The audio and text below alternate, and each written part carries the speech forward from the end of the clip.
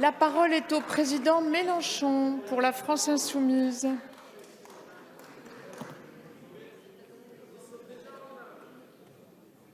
Merci Madame la Présidente. Nous voici à l'article 2 de la loi la plus réactionnaire de toute la Ve République.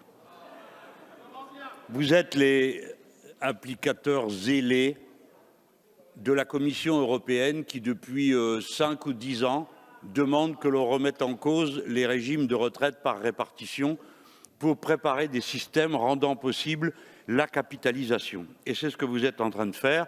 Et l'article 65 de votre texte le dit de la manière la plus claire qui soit, après la loi Pacte et le reste. Mais je voudrais donner à ce moment juste le regard sur l'histoire profonde.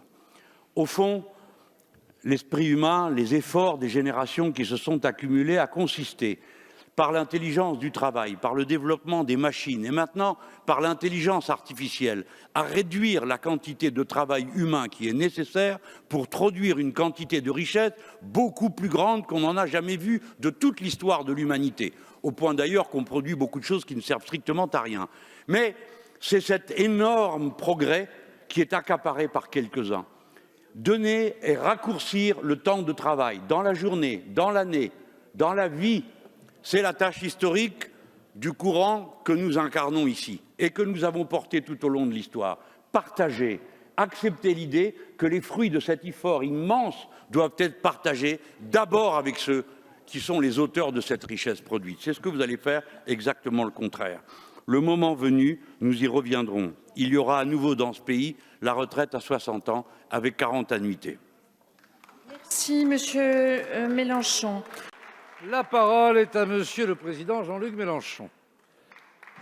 Aujourd'hui commence le débat parlementaire sur la plus terrible régression sociale de toute la Ve République.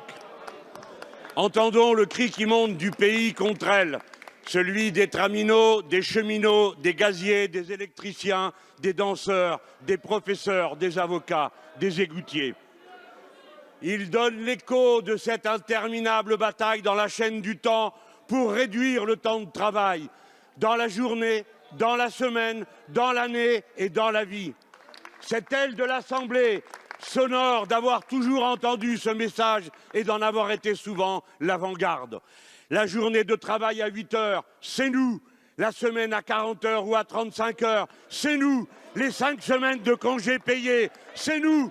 La retraite à 60 ans, c'est nous. Et toutes ces choses sont défaites par vous.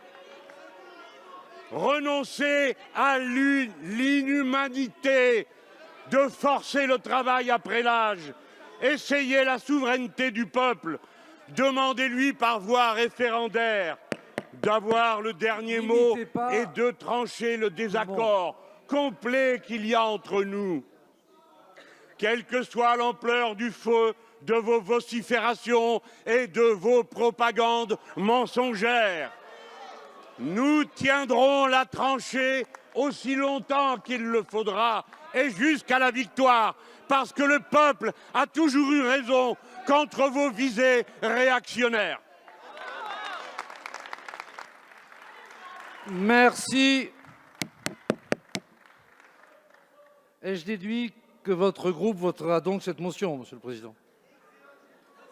Vous aurez mal compris, Monsieur le Président. Je crois que nous allons voter pour cette motion. C'est bien clair. Merci de l'avoir précisé, même si ça allait sans dire, ça va mieux en le disant.